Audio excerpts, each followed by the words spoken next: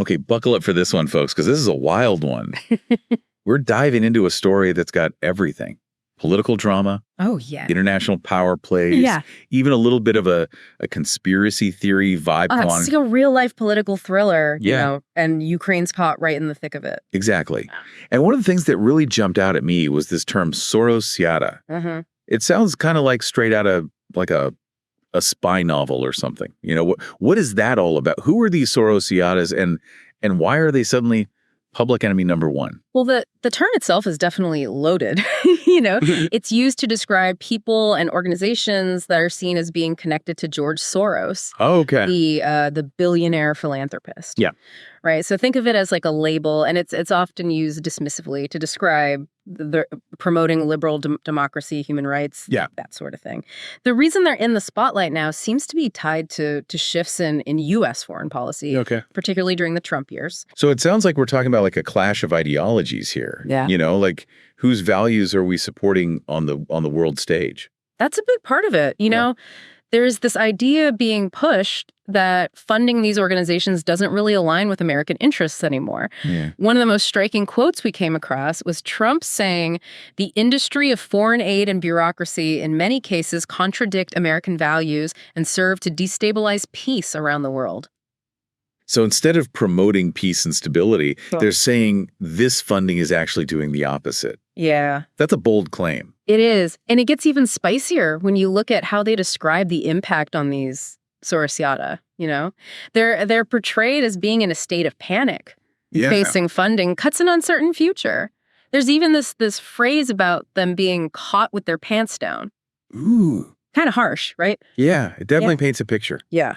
It's not just about the money, though, right? It's the message that it sends about like who's in and who's out. Exactly. When it comes to American support. Precisely. And that message echoes beyond just the people and the organizations directly affected. Right. You know, it sends ripples through the whole landscape of Ukrainian politics and its relationship with the U.S. Okay.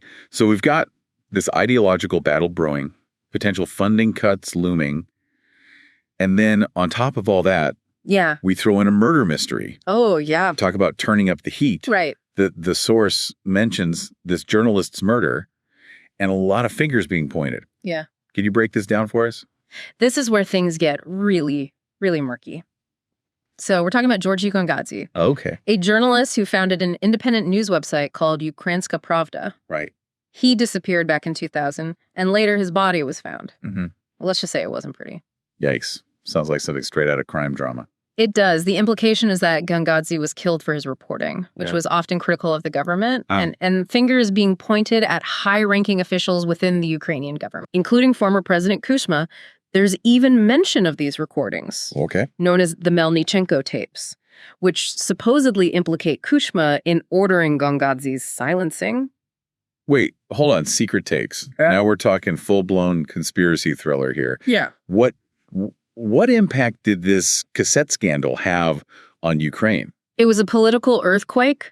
Think Watergate, but in Ukraine. Wow. These tapes triggered massive protests and a major crisis for the government. Oh, wow. Yeah, it tarnished Kuchma's reputation, and it put a serious strain on Ukraine's relationship with the West.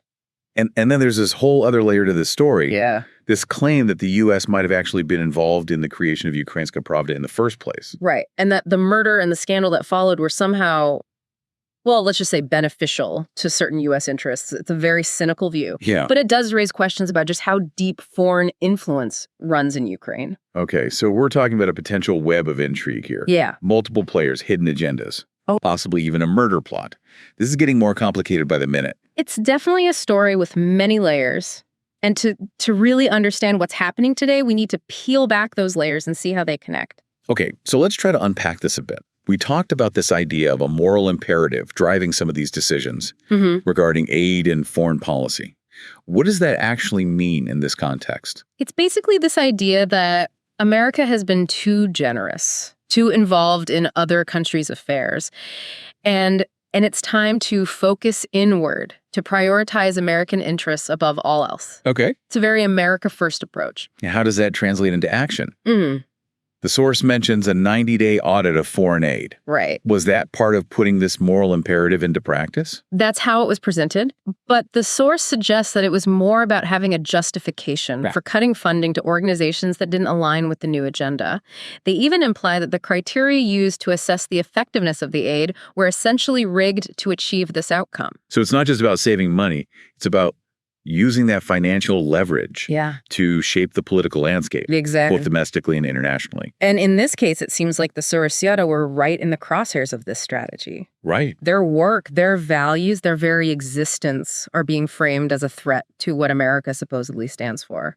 All right. And that brings us to another bombshell. This claim about a plan to evacuate 40,000 people from Ukraine at the start of the war. That's a huge number. Yeah. Who are we talking about here? According to the source, it included American citizens, of course, but also what they call the entire Ukrainian political elite. And a big chunk of that group would have been these very same Soros-linked, those seen as pro-American and therefore potentially in danger if Russia took control. Hold on. So the very people who were supposedly being targeted by these policy shifts might have also been on the list for evacuation. Right. That's a twist. It is. And it leads to another disturbing question. What if that evacuation hadn't happened? The source draws parallels to the chaotic withdrawal from Afghanistan, implying that abandoning these individuals might have been on the table. Wow. That's heavy. So we've got funding cuts, accusations of U.S. meddling, a murder mystery, a potential mass evacuation gone wrong. Can you help us connect the dots? How does all of this shape the situation in Ukraine, and where do things go from here?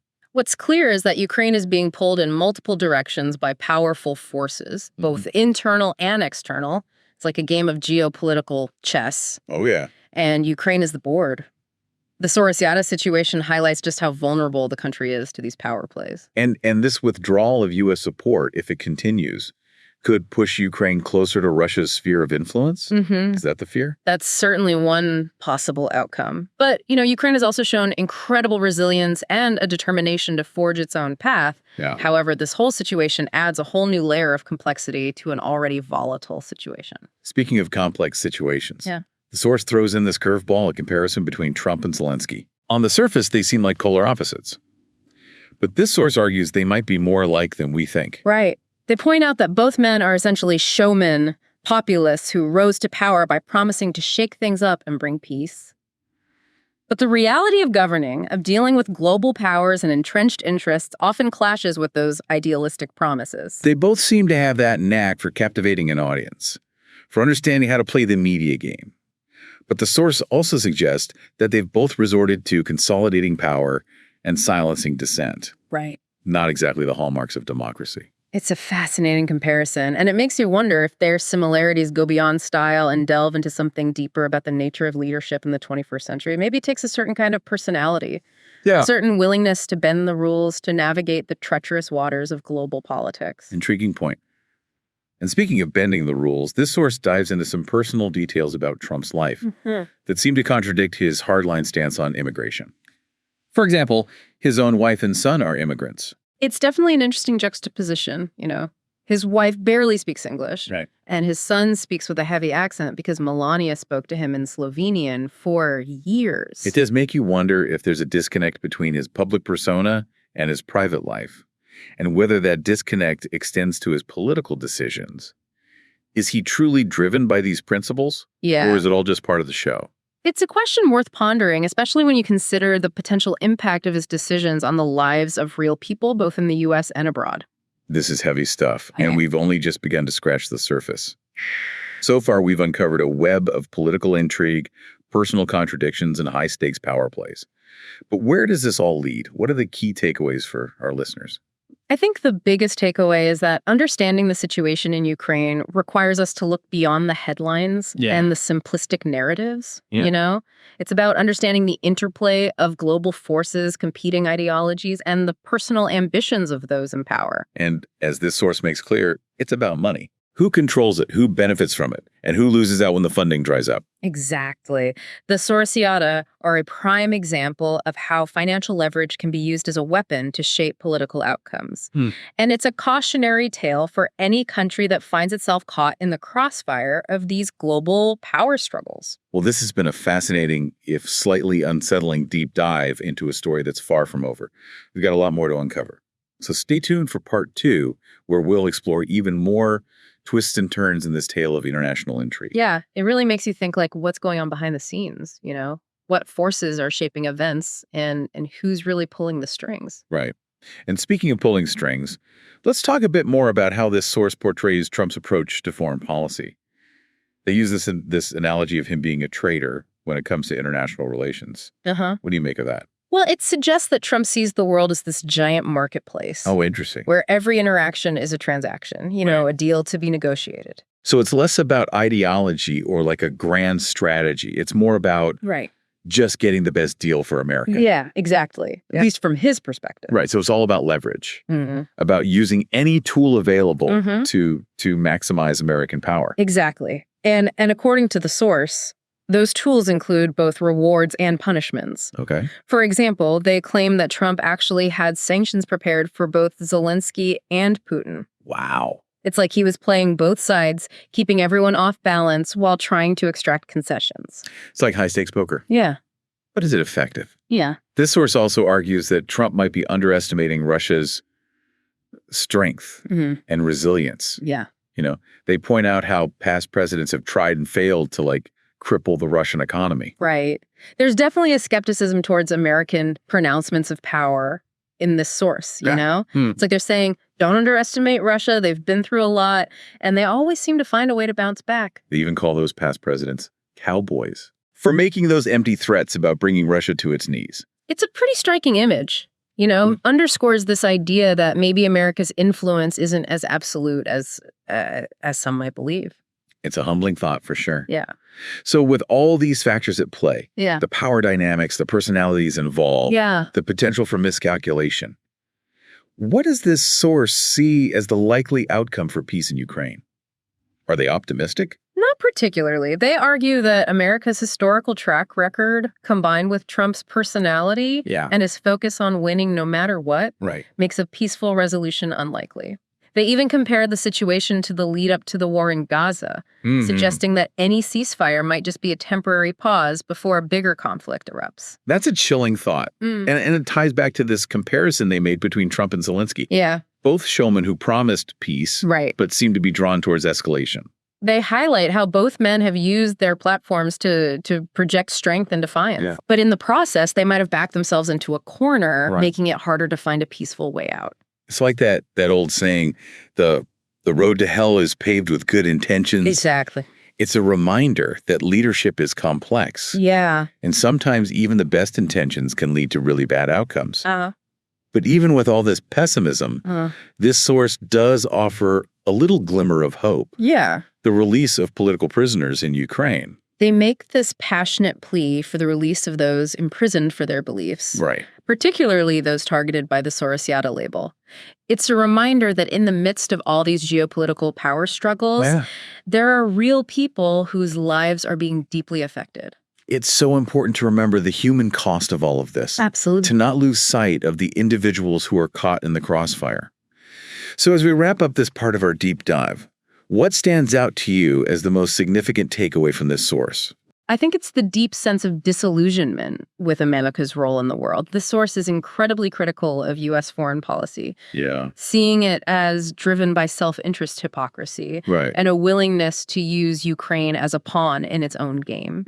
It's definitely a far cry from that image of America as a, the shining beacon of democracy, spreading freedom around the world. Exactly. And it reflects a growing skepticism, not just in Ukraine, but globally, towards America's claims of moral leadership.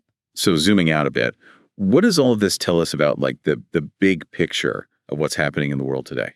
Well, I think we're witnessing a fragmentation of the international order, a decline in trust between nations, Yeah. and a rise in nationalist and populist movements. All right. We're moving away from multilateralism towards a more transactional approach to diplomacy, where power and self-interest often trump cooperation and shared values. And the situation with Ukraine and the Soros-linked is just one example of these larger forces at work. It's a sobering reminder that the world is becoming a more complex and unpredictable place. Absolutely. And it underscores the need for nuanced analysis and a willingness to challenge our own assumptions as we try to make sense of this rapidly changing landscape. This deep dive has definitely given us a lot to think about.